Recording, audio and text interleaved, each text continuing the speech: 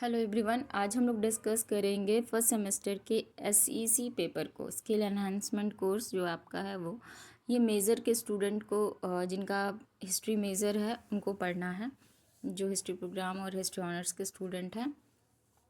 तो आप लोगों का जो टॉपिक है वो है archaeology and museum making in colonial India.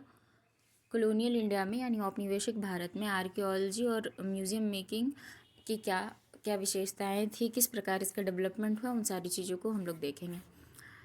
तो हम लोग डायरेक्ट आ जाते हैं यूनिट 1 में। पहला यूनिट है the development of archaeological knowledge. जो पुरातात्विक नॉलेज था उसका किस तरह से विकास हुआ उसके विषय में हमें पढ़ना है। तो पहला जो पॉइंट है वो है archaeology, early archaeological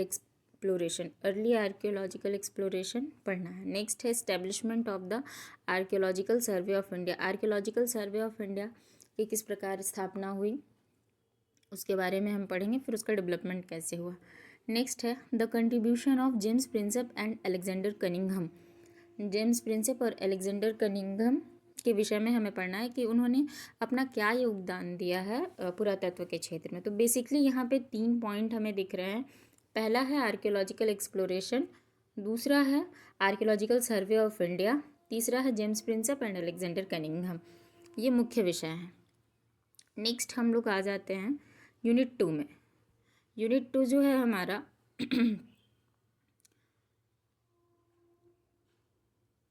Curzon and the new impetus for archaeological conservation. Curzon के काल में बहुत सारी चीज़ें हुई हैं आर्कियोलॉजी से जुड़ी, उन सारे विषय में हम लोग पढ़ेंगे। पहला जो है sir John Marshall and the development of Indian archaeology in the early 20th century. Early 20th century में जो जॉन मार्शल के द्वारा क्या क्या योगदान दिया गया है भारतीय पुरातत्व के विकास में।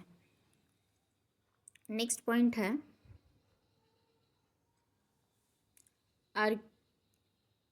archaeology as the new foundation for an authentic history for Indian archaeological exploration, excavation and conservation and the creation of heritage site. Heritage site के क्षेत्र में archaeology as the new foundation रहा है, ऑथेंटिक हिस्ट्री रही है। Archaeology के आने के बाद आर्कियोलॉजिकल एक्सप्लोरेशन को पढ़ना है, इन सारी चीज़ों को हमें देखना है। नेक्स्ट है a few major sites of archaeological excavation, Sanchi, Sarnath and Takshashila. कुछ महत्वपूर्ण पुरातात्विक एक्सकवेशन हुए थे यानी खुदाई हुआ था, उन सारे स्थलों को, उन सारे साइट्स को पढ़ना है। तो 3 मुख्य आपके सिलेबस में इंक्लूड है, सांची, सारनाथ और तक्षशिला। नेक्स्ट है यूनिट 3 आर्कियोलॉजी एंड कल्चर, पुरातत्व और संस्कृति, इसके विषय में पढ़ना है। Local historian and archaeological knowledge. जो लोकल स्तर पर यानी स्थानीय क्षेत्रीय स्तर पर जो आर्कियोलॉजिकल डेवलपमेंट हुआ है, आर्कियोलॉजिकल ज्ञान की प्राप्ति हुई, उन सारे विषय में हम यहाँ पे देखेंगे। The culture of collection and valorisation of artefacts, किस तरह से आर्टिफैक्ट्स को कलेक्ट किया जाता था, उन सारे विषय में देखना है। Collecting and museum making. Next point है the profiles of Nalinikanta Bhattasali and Ram Prasad Chanda. 2 point है यहाँ पे, नलिनीकांत भट्टशाली एंड राम प्रसाद चंदा, इनका क्या योगदान है पुरातत्व के क्षेत्र में, वो हमें देखना है। नेक्स्ट है archaeology and the museum movement in India. Archaeology और museum movement, the Indian museum एक इम्पॉर्टेंट टॉपिक है। नेक्स्ट पॉइंट है द प्रोविंशियल म्यूजियम, यानी प्रांतीय स्तर पे कौन कौन से म्यूजियम थे। तो मुख्यतः 3 से 4 म्यूजियम आप लोगों के सिलेबस में इंक्लूड है, Peshawar museum, Mathura museum and Patna museum. इनसे लॉन्ग क्वेश्चंस भी रहते हैं और शॉर्ट क्वेश्चंस भी रहते हैं।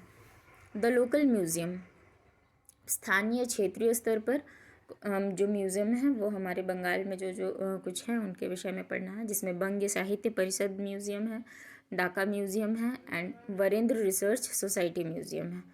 ये यूनिट 4 में है। यूनिट 5 ये अंतिम यूनिट है। यूनिट 5 में है a visit to museum heritage site historical place and idea about heritage conservation. ये प्रोजेक्ट बेस्ड यूनिट है आपका। तो इसके अलावा यूनिट 4 तक आप लोगों को अच्छे से पढ़ना है एग्ज़ाम के लिए। अभी के लिए इतना ही, फिर मिलते हैं नेक्स्ट वीडियो में।